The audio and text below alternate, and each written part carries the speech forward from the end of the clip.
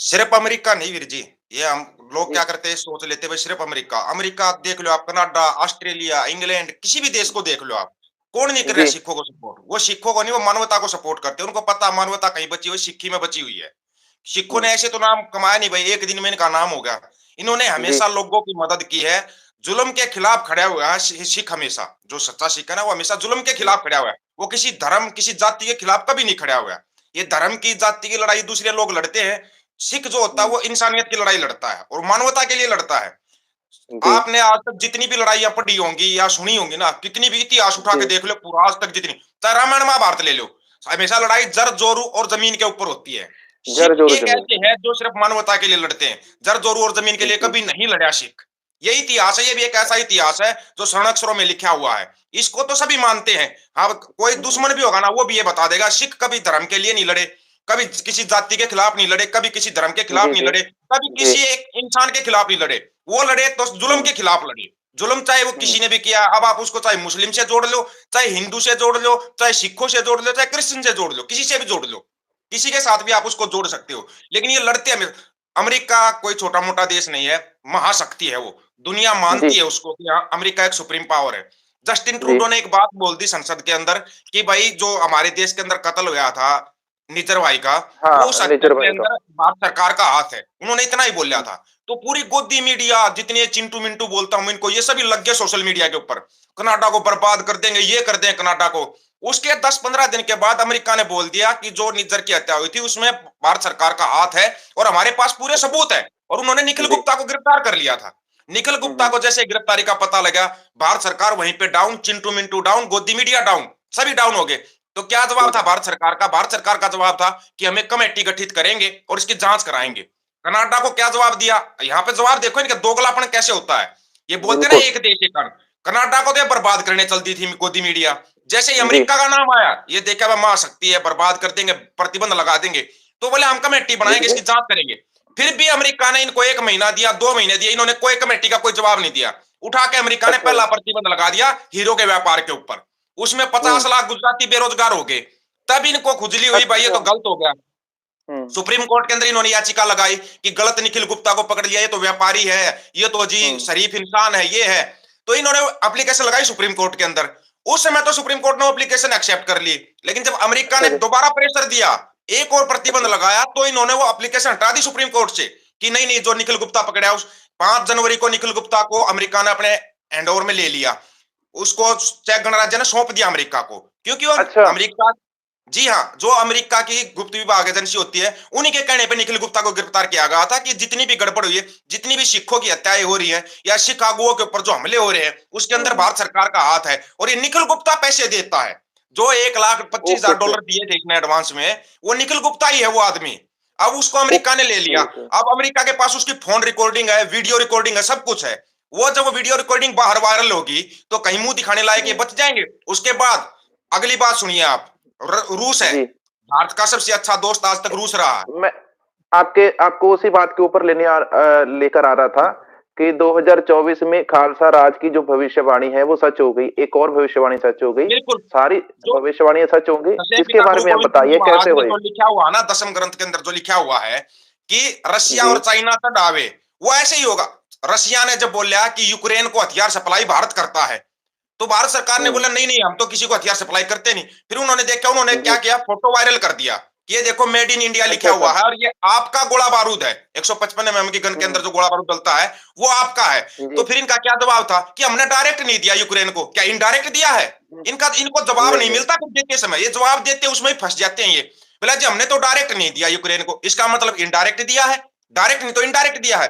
अब रशिया जो सबसे अच्छा दोस्त था, उसने भी साथ छोड़ दिया। उसने बोल दिया कि भारत गड़बड़ कर रहा है, यूक्रेन उन हथियारों को हमारे खिलाफ इस्तेमाल कर रहा है, उन बम्बों को, वो भारत से सप्लाई होते हैं। रशिया भी आउट हो गया। 8 टैंकर तेल के, 8, रशिया सबसे सस्ता तेल देता था भारत को, सबसे सस्ता तेल जी। मिलता था। वो 8 टैंकर भरे भराए वापस चले गए रशिया के। वो किसने ले लिए? वो चाइना ने ले लिए। अब चाइना और चाइना। रशिया की दोस्ती होगी और दोनों से दुश्मनी किसकी है ये सबको पता है। तो यहाँ पर हाँ। विदेश नीति फैल है पूरी की पूरी इस गवर्नमेंट की। लेकिन ये लोग क्या करते, दिखाते ऐसे हैं जैसे तो पता नहीं। ये बोलते हैं विश्व गुरु। विश्व गुरु नहीं, हाँ जी। विश्व गुरु होता है एक पूरी दुनिया का गुरु होता है, ये है विश्व गुरु, जहरीले गुरु। हुँ। जो विश्व गुरु जी होते हैं ना, जी, विश्व गुरु है ये, गोदी मीडिया का ये विष विश्व गुरु। फैला रहा है, इस विश्व विष गुरु ने फैला रहा मतलब इतना जहर फैला दिया लोगों के अंदर। अगर आपने जैसे पगड़ी बांध रखी है, आपका है। दाढ़ी हाँ जी, हाँ केस जी। है, आप तो खालिस्तानी जी, हो, आप तो फलाना हाँ, हो, हाँ। आप तो ढिमका हो, मतलब जी, आपकी चाइना से फंडिंग होती है, पाकिस्तान से फंडिंग। और हकीकत में चाइना का डेलीगेट जो आया वो आरएसएस के मंदिर में गया, आरएसएस वाले उस डेलीगेट को लेकर घूम रहे। हकीकत में चाइना से फंडिंग किसकी होती है? आरएसएस बीजेपी की होती है, या फिर जो बोलते हैं लोग बोलते हैं ना खालिस्तानी। एक खालिस्तानी का अभी आपने पूछा था एक बार, उसका साथ के साथ कर देते हैं क्योंकि समय ज्यादा नहीं लेंगे दर्शकों का कभी भी हम। जी, जी, आपने बोला कि खालसा और खालिस्तान में क्या अंतर है। जी। पहली बात तो इस शब्द को लीजिए आप, खालिस्तानी बोलते हैं, खालिस, खालिस शब्द का इस्तेमाल हरियाणा में भी किया जाता है। खालिस का मतलब होता है शुद्ध और सच्चा, शुद्ध अच्छा जी। और सच्चा। शुद्ध और जी। सच्चे को ये खालिस्तानी कर, फिर ये बदनाम कैसे हो गया? ये खालिस शब्द का तो भाई आम भाषा में हरियाणा में भी इस्तेमाल होता है। खालिस का मतलब तो शुद्ध और सच्चा होता है, फिर ये खराब कैसे हो गया? ये लोग बोलते हैं खालिस्तानी, उसको कनाडा को चलाते हैं, एक पूरे हुँ। देश को खालिस्तानी चला रहे हैं, कमाल की बात है।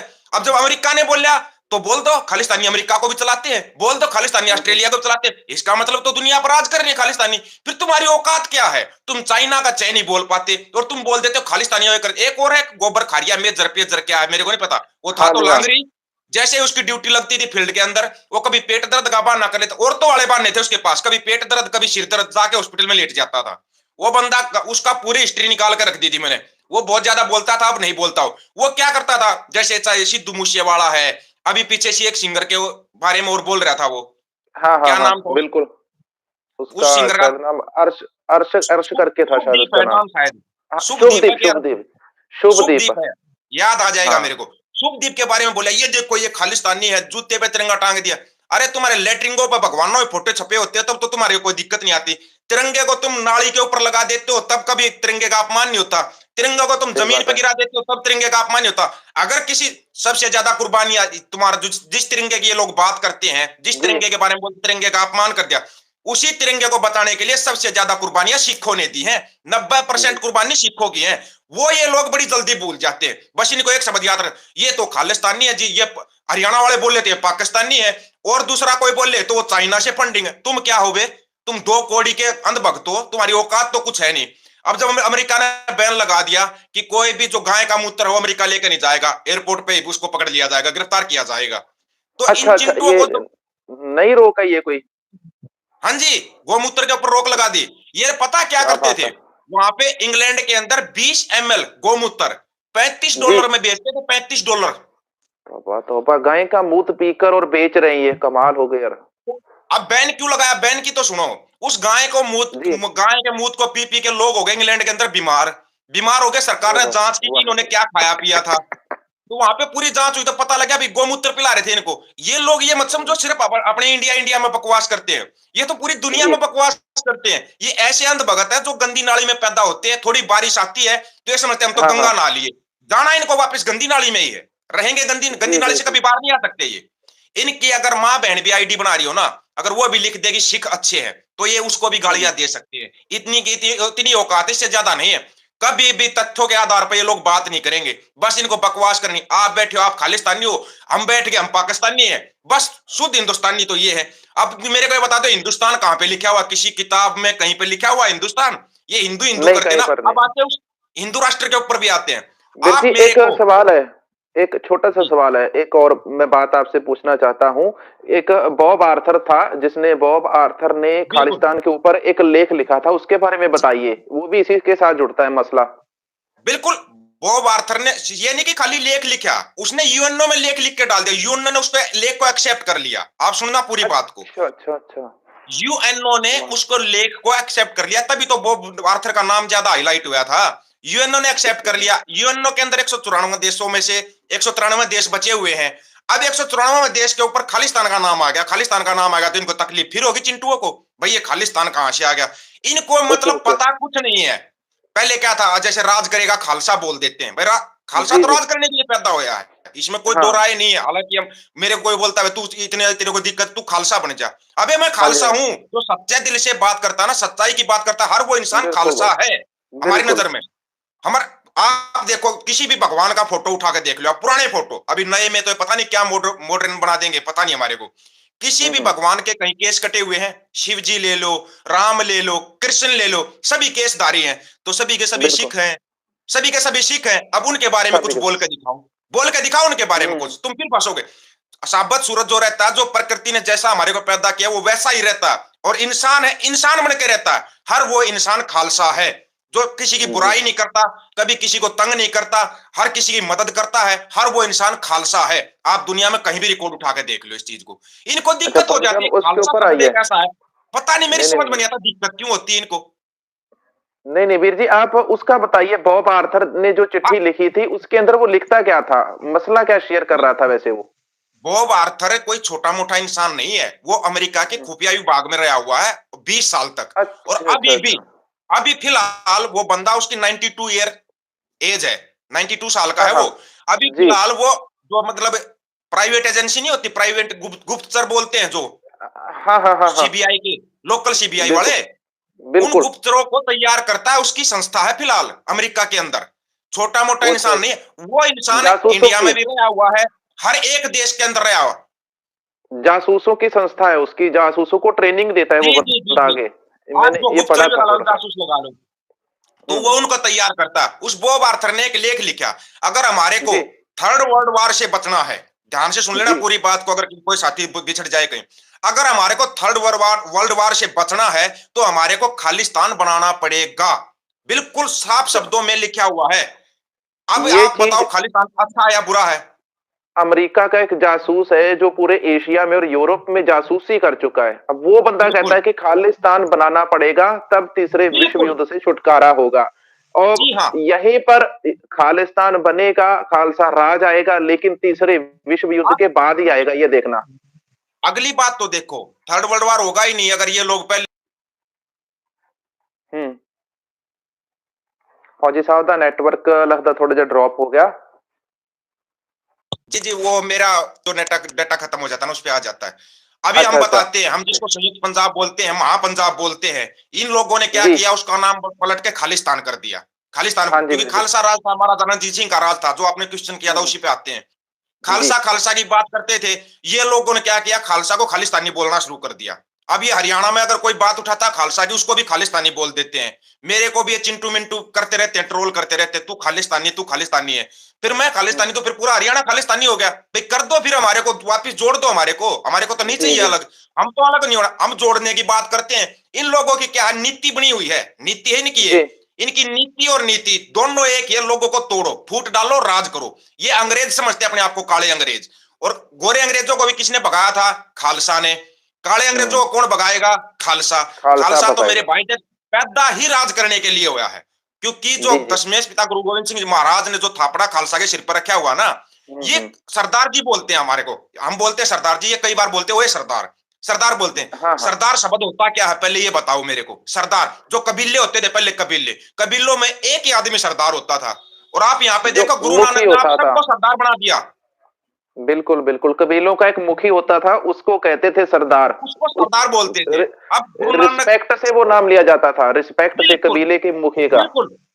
अब इन जी जी। गुरु नानक देव महाराज ने आप सभी को सरदार बना दिया, मतलब आप राज करने के लिए पैदा हुए हो, ये तो गुरु नानक देव महाराज बिल्कुल का बिल्कुल। आशीर्वाद आपको।